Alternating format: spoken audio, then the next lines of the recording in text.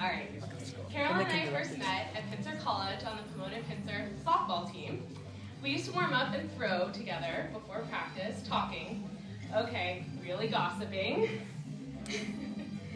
About anything and everything, including, of course, boys.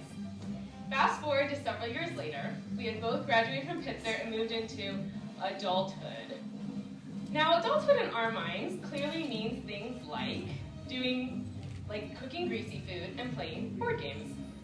It was on one such occasion that Carolyn and Greg met. Josh, Greg's best friend, or husband, or wife, or now twin apparently, was coming to one of our grease nights and asked if he could bring Greg along.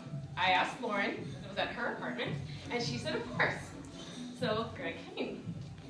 Lots of wine, greasy food, and a couple of rounds of cranium later, we all went our separate ways. The next day, Carolyn called me and asked about that guy that was there, meaning Greg. I wasn't so sure what was going on with Greg's dating situation at the time, so I said I'd look into it. Several months passed before I saw Greg again, and I didn't call him, because I wasn't so sure about this one. But I love you, Greg. I hadn't even had a chance to covertly ask Greg, when I saw him again, about what he thought about her, when he asked me about that girl at the party, meaning Carolyn.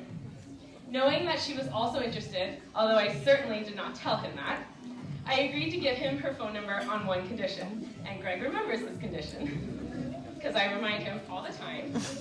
I made him swear and promise he wouldn't hurt her, or that he would have to answer to me. 5 years later, and I guess he kept his promise, because here we all are. As the years have gone by, I've watched Carolyn and Greg's relationship form and grow. Going down any relationship road, there are bumps and potholes to navigate, ditches to pull yourself and push your way out of, and bridges and tunnels to traverse. Through all of these obstacles, I have observed Carolyn and Greg work together to nurture and develop their relationship. That doesn't mean it's been easy. I think they would both agree it's been a little bit of work. However, through it all, they have met each challenge with love, respect, and an unwavering commitment to each other.